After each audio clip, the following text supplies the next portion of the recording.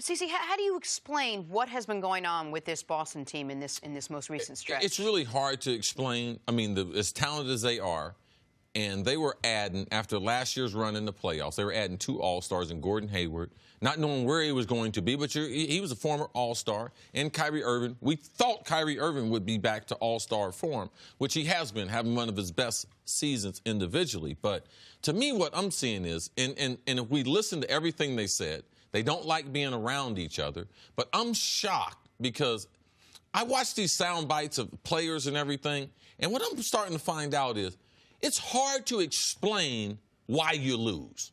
And I keep seeing guys struggle with it. They struggle with the questions and everything. And it's hard to explain why now is it so hard, Antoine, for the NBA players and just that constant media every day. Because I know I went under it, but now I'm starting to see it. But it seems like every game we're getting, they can't explain why they're losing. What are we watching right now?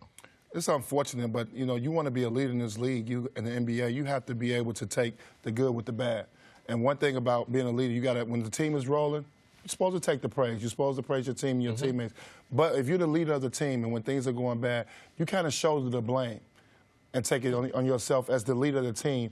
And players respect that. And they usually respond to that. And that Kyrie Irving, it goes back to the phone call that he makes with LeBron James. He's not a leader. He's a great player. He's a superstar in this league. I would love to have him on my team. He's a closer. Do you think we just appoint great players, leaders more often, and we miss on that? Oh, without question. We always do that. Sometimes you don't know behind the scenes who's the leaders on the team. Sometimes you pick up a veteran guy, and he's the leader on the team. But in this situation, you can tell that they don't have no togetherness. I talked about that earlier. Nobody's going to dinner together. Nobody's hanging out. They're playing the games. And they're 13 games over 500. They're not having that bad of a season. But the goal was probably 60, 65. Yeah. Probably, contend for a title. It's the weight of expectations. Yeah. And they're not living up to it. And obviously those guys haven't bought in completely. The Jason Tatums, Jaylen Brown, the success they had last year, they feel like they should be in better spots, better roles. They haven't bought into it. And that goes, you got to start with Brad Stevenson on that. And then Kyrie Irving being the best player on the team. During this 3-game losing streak, they've lost 5 of 7, but these 3 games since the break, they lose a 1-point game in Milwaukee. There's no shame in that. You get beat badly by the Bulls. There's some shame in that. And then you get whooped by the Raptors, a team you're going to have to go through. What is most notable about those 3 games is every single one of those games, they had a lead after the first quarter, and every single one of those games, they got annihilated in the second quarter once the bench unit came on. Is that something that can also add to some of the lack of continuity within the team that, all right, the starters got us in one spot, and then all of a sudden, by the time the full start lineup's back in midway through the second quarter, we're fighting uphill because the bench unit, which was supposed to be one of the strengths of the Celtics, has let go of the rope already. Well, most teams, they come out the All-Star break, you probably had 25, 26 games. So most coaches are going to put the schedule on the board, what we need to be at. We're starting to think about seeding, where you're going. The Celtics right now in the 5th seed, they're probably going. I got them finishing 4. I think they catch Indiana. Right. So they're going to play probably Philly. Or they play in the other first round, so they may be able to get out the first round. Right, but then it'd be Milwaukee. But now it's going to be Milwaukee or Toronto. Yep. Probably going to be Milwaukee. And the season ends then. And that's where the disappointment comes in at because the expectation was much higher. And sometimes you got to avoid teams that you're not good against, that just have your number. All these things take place at the All-Star break, and I don't see it with the Celtics. And it's those certain games you want to see where you at. Last night was a Test game. yourself. You want to Okay, see. yeah. You want to see where you at. You want to see what guys play well against this team, certain matchups, and they laid an egg last night and got blown out. So the leadership issue is an interesting one because we've talked about the guys playing. We talked about Gordon Hayward coming back and the system and Kyrie and all of it. But can you win with a superstar but without a leader on your team? I mean, is that the one thing that seems to be missing with these guys? Leadership, something that you always talk about this, Antoine. These guys don't go out to eat together. These guys don't do things together. Is that what this team might be missing? I think they are missing. I think when you see Kyrie Irving call LeBron James and ask him for leadership advice, I think obviously it's on the court and it's off the court. But that's something Kyrie has to be willing to do, regardless of with the Celtics the rest of this season or even going forward in his career, whether or not he wants to be that 1A guy.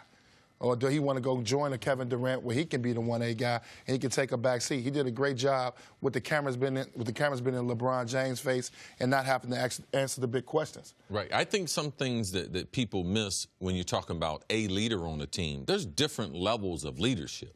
No one just has one leader.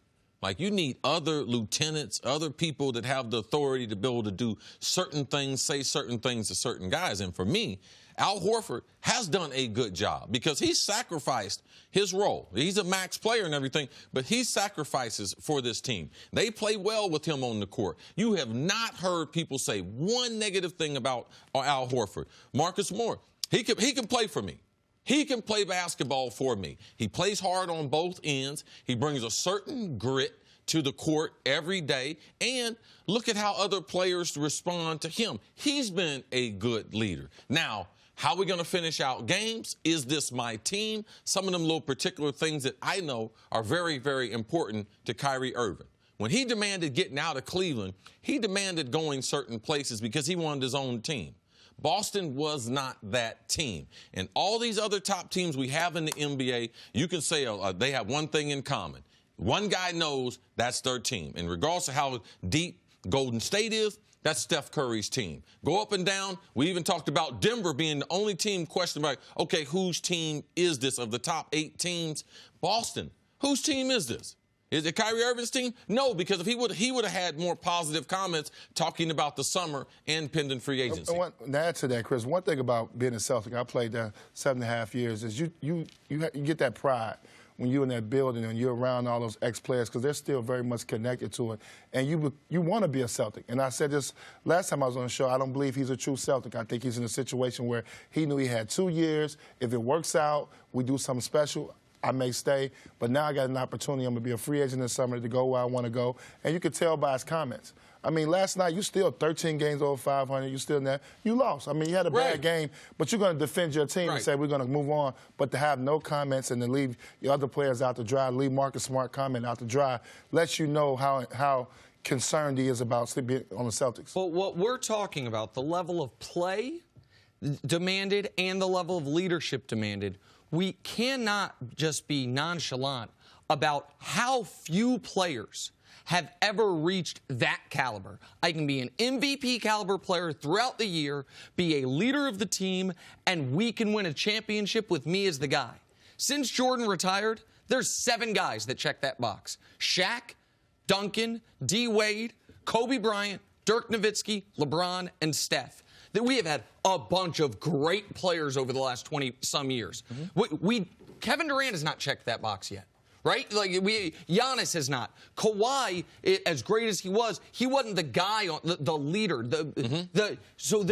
Kyrie, it's not unfair to say he's not that yet. Most guys never are that. Most guys never get to that level, and they need that from him. But the other thing they need is for guys to play better. They didn't get 2 All-Stars. They got 1 All-Star back because Gordon Hayward's not an All-Star. And they need Jaylen Brown and Terry Rozier, and to a lesser extent, Jason Tatum, to understand, you know what? This year might not have been as fun as the playoff run was. But another playoff run will be very fun. And if we pull the rope in the same direction, we're more likely to go on that playoff run. Because otherwise, this Celtics team is poised right now to be one of the most disappointing teams in recent memory. They were projected for the 2nd most wins in the NBA this year. Right now, they'd be out in the 1st round, lucky to be out only in the 2nd. I believe you can play football at a high level professionally and not like each other, because you got certain roles and stuff to play. I do not believe as a basketball family, Antoine, that you can be successful and not like each other. In the Celtics right now, we have heard that repeated theme. Don't like playing.